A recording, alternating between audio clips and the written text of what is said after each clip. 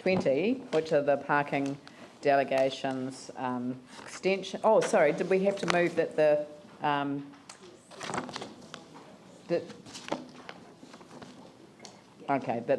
the report as a whole be adopted? When it dealt with that, only that matter, but there you go. Oh no, it didn't.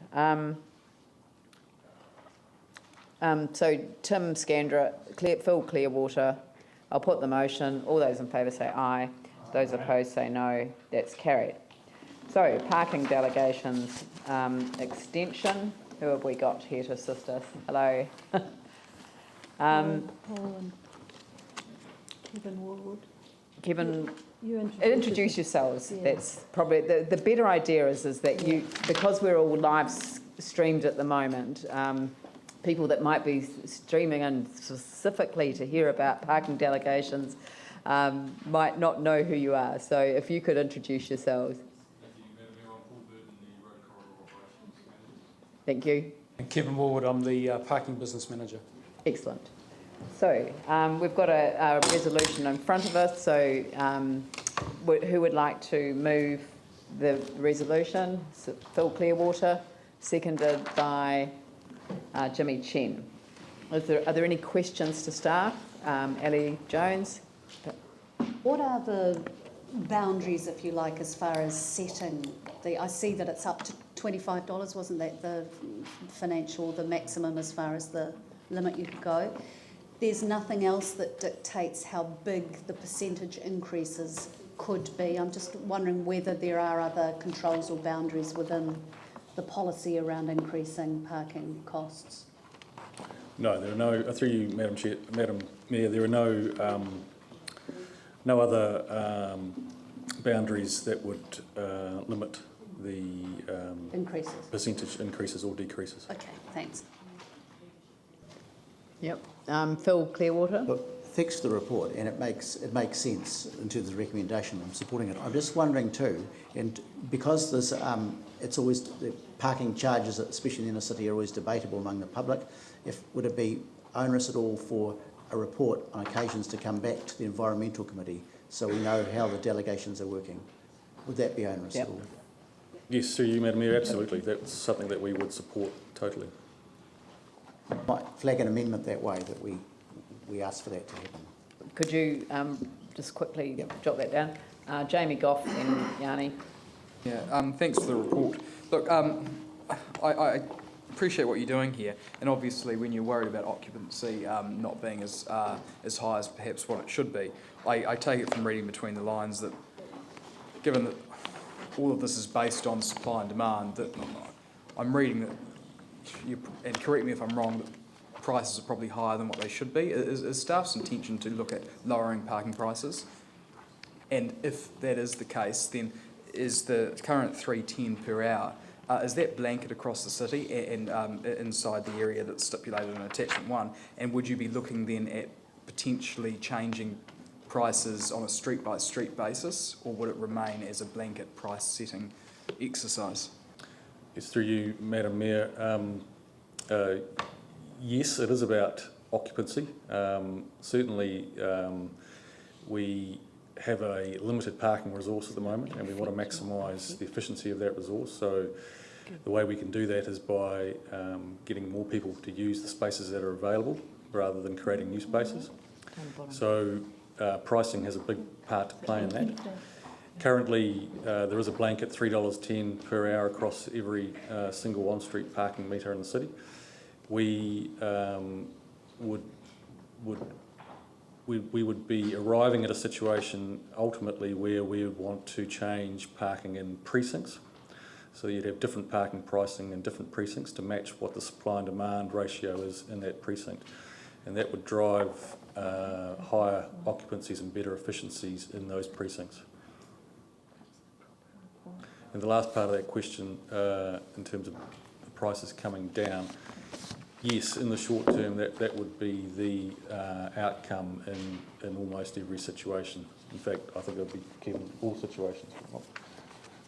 The initial implementation would probably include a lot of price reductions across the city, and that's really just to try and move some of the traffic around from the overcrowded areas into using some of the lesser used areas more efficiently. Quick follow-up, and thanks for that. Playing devil's advocate, I don't necessarily disagree with the intent of this, and it all seems to make sense. You want to be more responsive, more efficient. Back that. That's good. What's the impediment, or why could that not effectively just come to council as a staff recommendation where we could ratify that? Only because parking prices tend to be something that's top of people's minds, and we obviously understand that parking in the central city is a really serious priority for this council at the moment. Why would it be too onerous for that to go through council? Jamie, well, it's partly a practical thing in terms of being more responsive and slicker, but also you've got to bear in mind that every time we generate a report, that costs money for council as well, and it ties up these guys doing stuff that they could be otherwise doing. So it's just more of a practicality in terms of getting things done.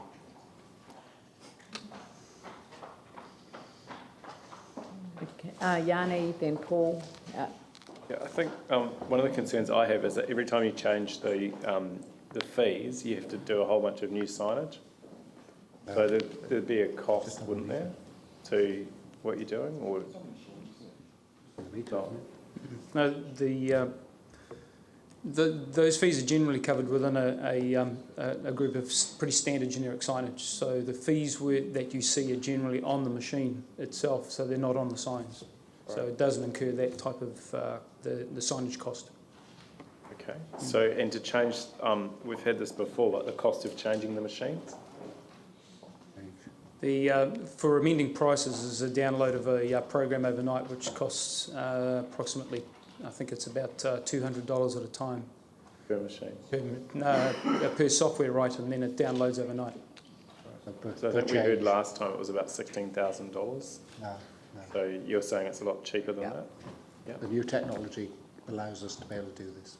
Great. And I think at some stage you should talk to the local community board as well. It just seems there are some residential properties in the map, and I think one of the areas I can see where there'd be tension would be around local residents having access to parking. So, I can understand the need for flexibility, and, we're in a dynamic environment. I think one of the real important things is to keep the community board and the environment committee informed. There are residence permits, aren't there, for the There are, and they have to go through a slightly strange process to get them. But I mean, I guess you guys would now have the delegation just to issue those on a case-by-case basis if there were special circumstance. Through you, Madam Mayor, no, we're not proposing to change anything to do with residence parking permits. We are proposing to go to the Hagley Ferrymead Community Board to seek similar delegations for the areas within the central city where there are parking meters, but where the council has delegated the authority to set pricing to the community board. So that's outside of the areas in the plan that's appended to this report. So this is the first step. So after this, the outcome of this meeting, we will then be at the Hagley Ferrymead Community Board meeting. One of the issues for inner city residents is that as Skirt comes in and takes away all the car parking, you get more people parking and less spaces available. So there might be a need on a case-by-case basis to say in a certain area, residents parking only for the duration of the skirt works. Do you have flexibility to do that? I'm hearing that you don't. I think it would make a lot of sense if you did. But, how else do we address that issue?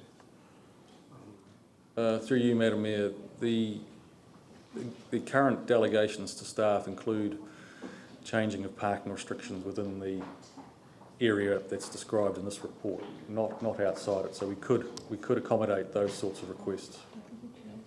Paul? Parking is, as we all know, one of the hot topics for the central city, and I am pleased to see there is some management around it.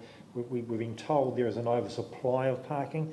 I think that's incorrect. I think the parking is all in the wrong spots. So while some parks aren't currently utilised to the full extent, that's because they're in the wrong placement. So I want to commend you for actually trying to push some of those all-day parkers back out into some of those areas.